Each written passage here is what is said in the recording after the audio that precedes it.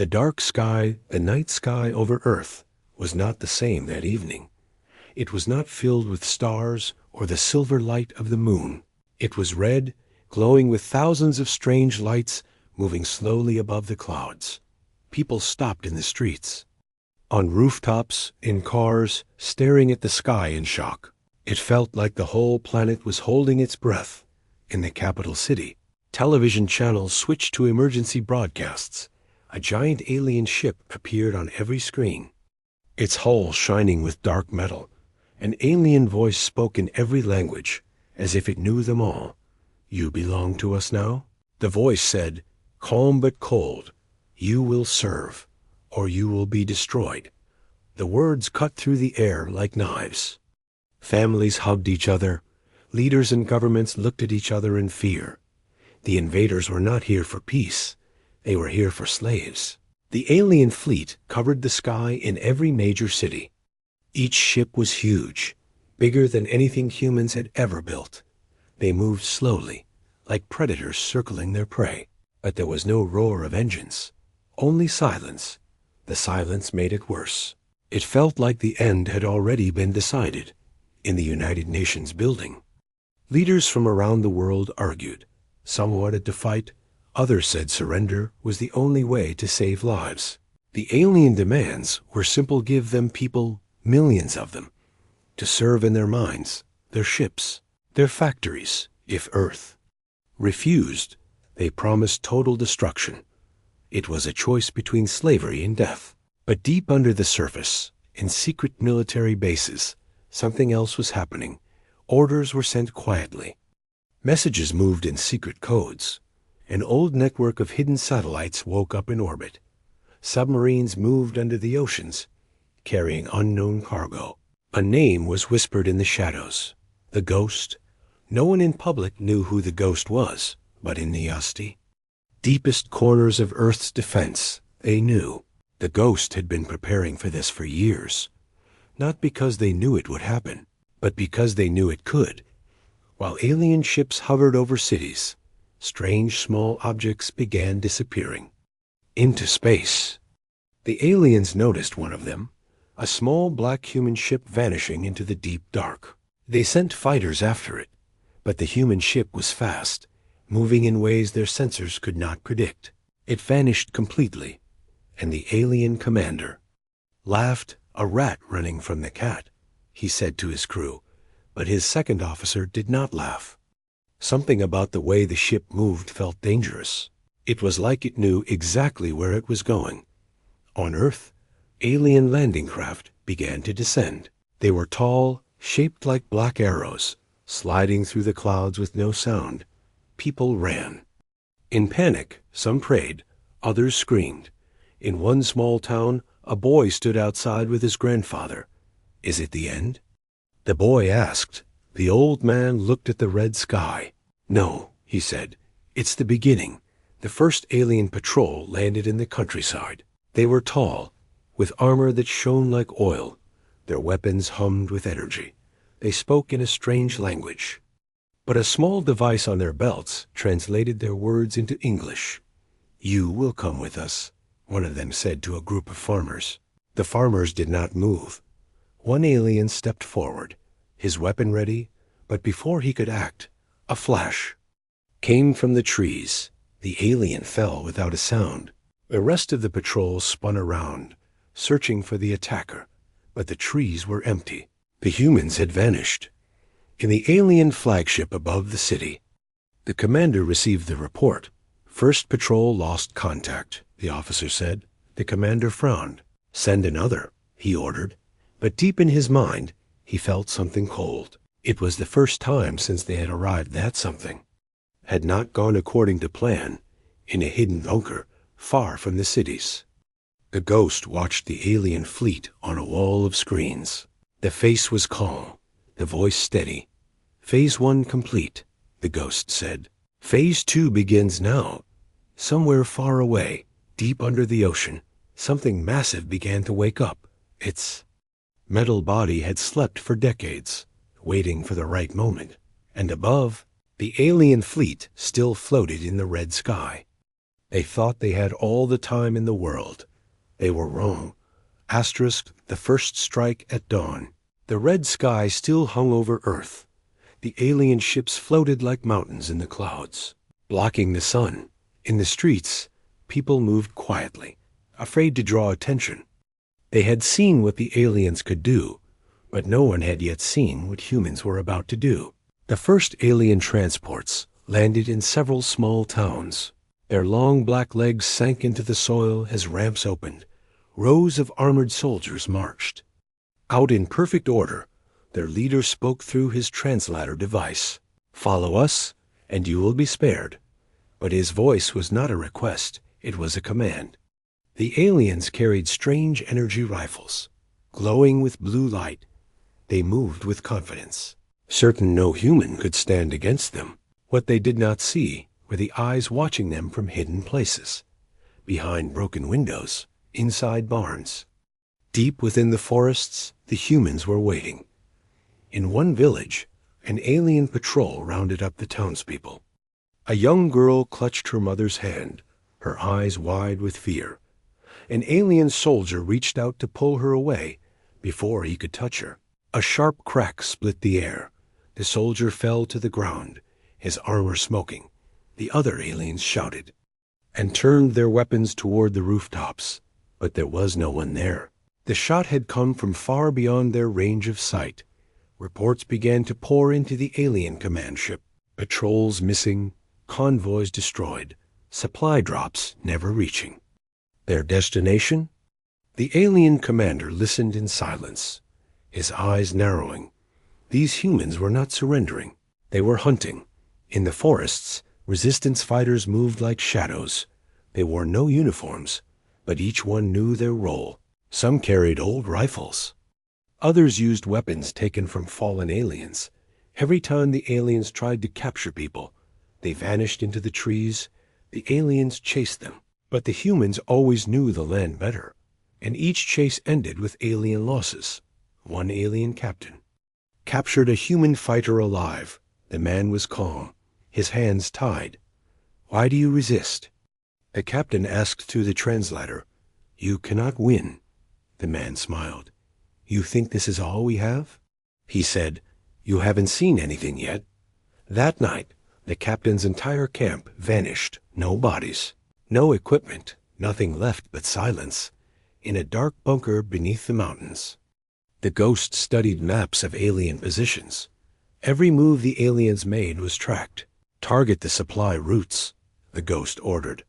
"They believe they are hunters. Make them the prey." Messages were sent to fighters around the world.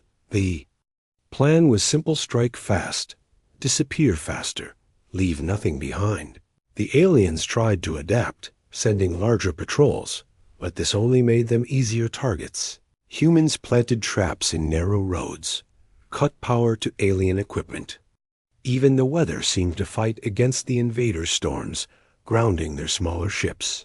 Floods cutting off their access routes. Every day, alien losses grew, and yet they had captured almost no humans.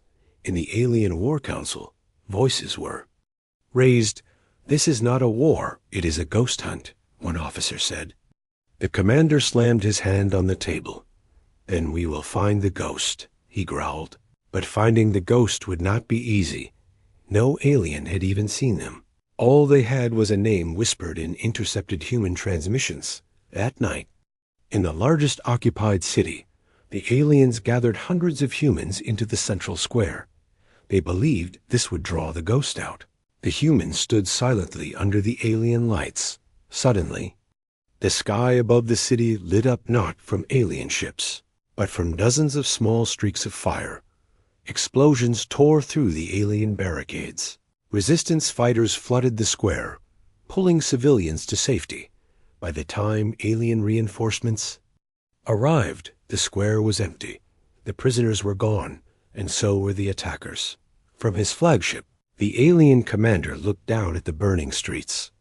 "This was not random," he said. "This was planned." And far away, in the dark, the ghost spoke over a secure channel. "They wanted a show of strength," the ghost said. "Now they know we're not afraid." The war for Earth had truly begun. The aliens had expected obedience instead.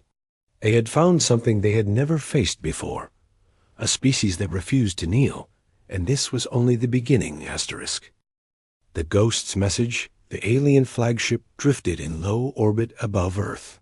Inside its metal corridors, the atmosphere was tense. Patrols were missing every day. Supply ships never reached their destinations.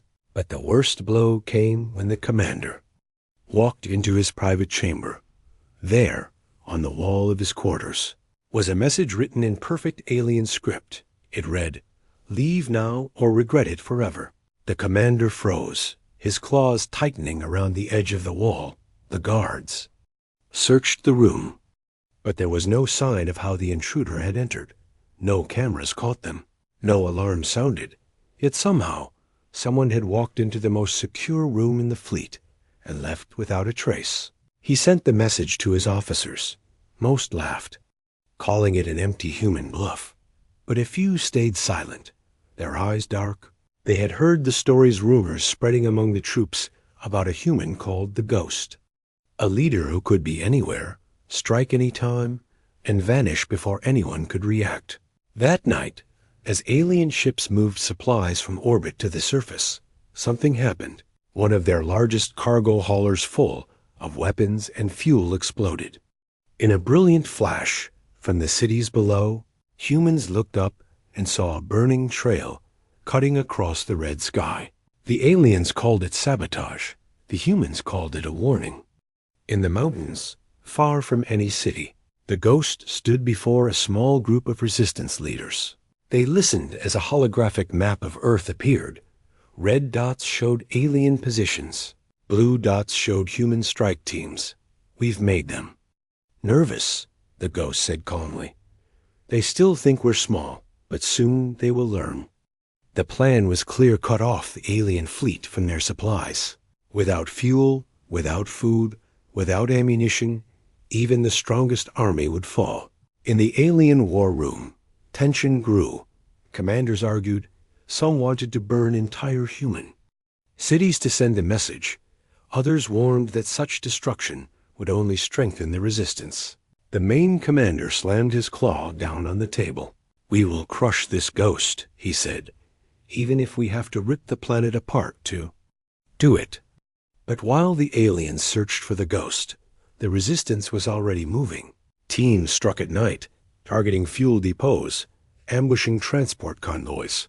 Sometimes they didn't even attack, just stole equipment and left messages painted in alien language, messages like, "Go home," or "You are not welcome here." Every one of these strikes chipped away at alien morale. One alien soldier, injured in an ambush, spoke to his commander in private. "These humans, they fight differently," he said. "They don't line up and face us head on. They strike where we are weakest. It is like fighting shadows." The commander silenced him, but the words stayed in his mind. Then came the broadcast. Every alien screen in every occupied city suddenly flickered. The translator devices activated on their own. The voice that spoke was human, calm and steady. "This is the Ghost," it said. "You came to take slaves. You will leave with nothing but regret." The voice paused. "You think we are fighting for survival. We are fighting to show you that you chose the wrong enemy." The broadcast ended. The alien commanders shouted orders, trying to trace the signal, but it came from everywhere and nowhere at once. Moments later, 3 more alien supply ships exploded in orbit, and below, in the shadows of the forests, resistance. Fighters moved on to their next targets. In a hidden base beneath an abandoned factory, the Ghost removed the headset. They knew the aliens were angry now. Anger made enemies sloppy, and sloppy enemies made mistakes. One of those mistakes would be their downfall. On the flagship, the commander stared out at Earth. The humans were not afraid. They were not begging for mercy. They were daring him to stay. His claws tapped the metal rail as he made his decision. "Send for the hunters," he ordered. "If the Ghost is real, we will smoke them out." But the Ghost had already predicted this move. The game of shadows was only beginning, and soon the aliens would learn what regret truly felt like. Asterisk, the hidden weapon far beneath the waves of the Pacific Ocean. Deeper than sunlight could reach, something ancient and massive began to stir. For decades, it had slept in the dark, locked inside a secret chamber built into the ocean floor. Only a handful of humans knew it existed. Even most world leaders believed it was only a myth, but the ghost knew it was real. And now, it was time to wake it up. In a sealed control room, engineers worked in silence. Their hands moved quickly over dusty consoles. Old screens lit up for the first time in years. One by one, enormous metal doors began to slide open. Cold water rushed into the chamber, washing over the giant shape hidden inside. At first, it was still like a sleeping beast. Then lights along its hull flickered to life. It wasn't just a weapon. It was a fortress, a warship the size of a city, built in secret during a forgotten age. Above the ocean, the alien fleet still hovered, unaware of what was rising beneath them. They believed they controlled the skies and the seas.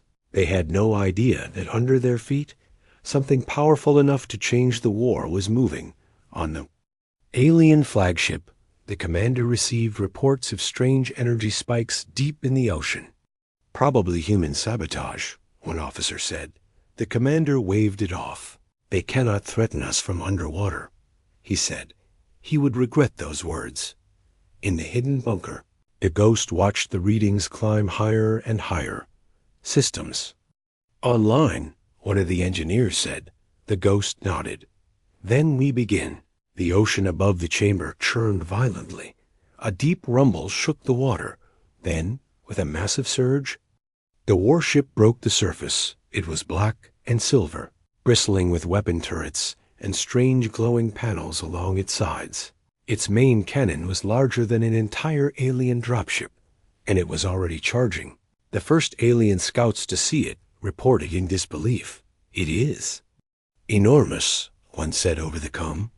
Before they could react, the warship fired. A beam of pure light shot upward, cutting through the clouds. In orbit, an alien cruiser simply vanished in a flash of white. No debris, no explosion, just gone. Panic spread through the alien fleet. This was no human fighter, no small resistance strike. This was something built for war on a scale they had never imagined. The ghost's voice came over the resistance network. Phase 3 begins now, around the world. Human fighters struck at the same time the warship targeted the alien fleet. Supply ships burned in the sky, patrols vanished in the forests, and the warship's massive cannons tore apart the largest alien vessels. In the alien war room, chaos erupted. Officers shouted over one another, trying to calculate the weapon's range. Where did they get this? One demanded.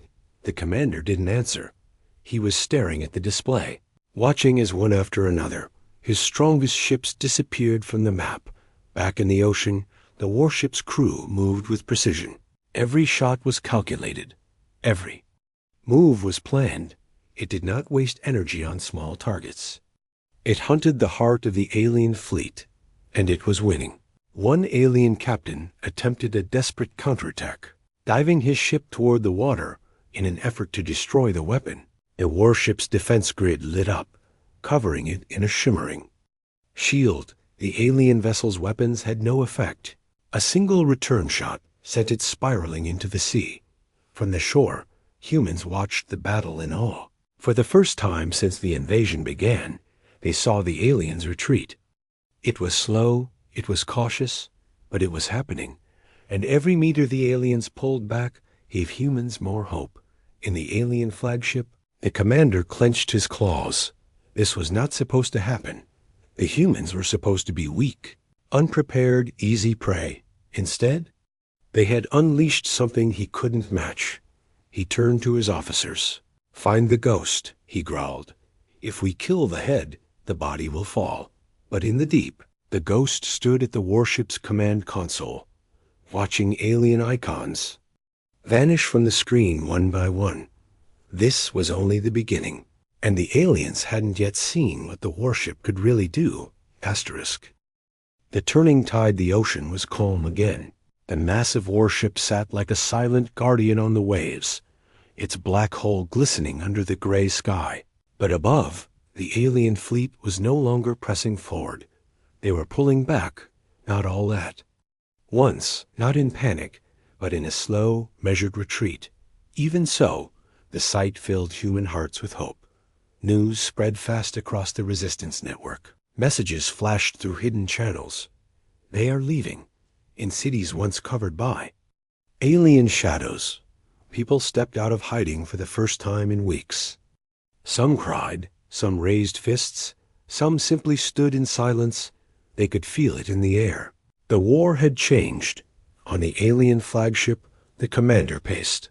Every retreating ship was a wound to his pride, but his officers were tired, their forces drained. The humans had struck too many supply lines, destroyed too many carriers, and the hidden warship had tipped the balance beyond recovery. Still, the commander was not ready to abandon Earth completely. "Pull back to the high orbit perimeter," he ordered. "We will regroup and strike again." But the Ghost had no intention of giving them the chance. In the warship's command center, the Ghost studied the alien movements. "They think this is a pause," the Ghost said quietly. "They think we will let them breathe." The crew waited for orders. "Instead," the Ghost continued, "we chase them until there's nowhere left to run." The plan was dangerous. It meant taking the fight into alien-controlled space above. Earth, it meant facing their heaviest weapons head-on.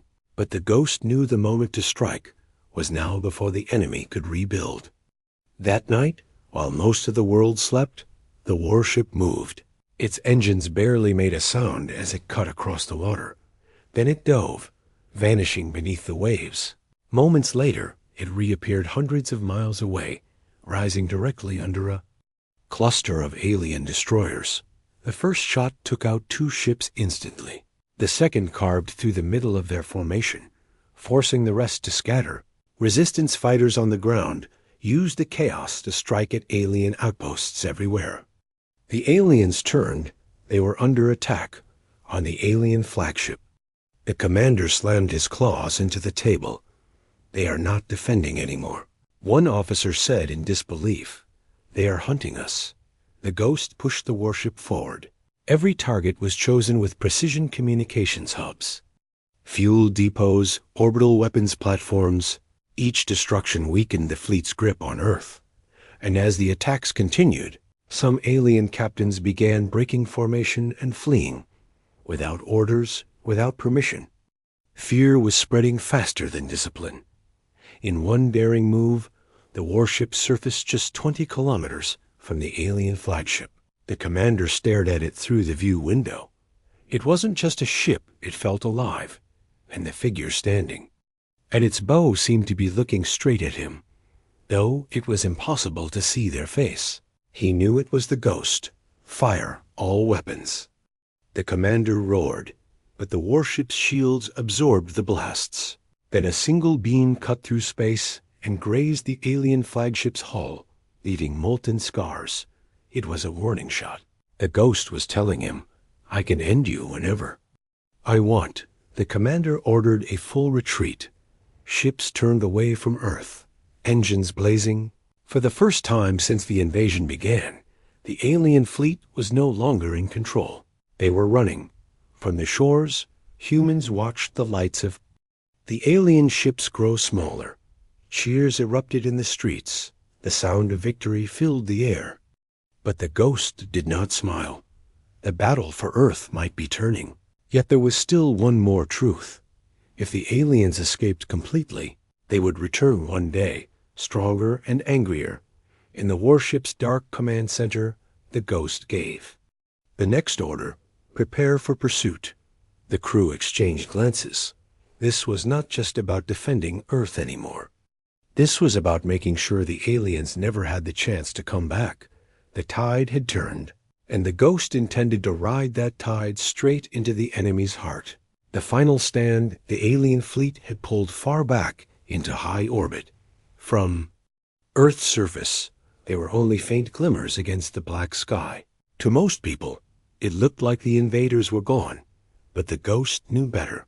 They were regrouping, repairing, and preparing for one last push. In the warship's command center, the crew stood ready.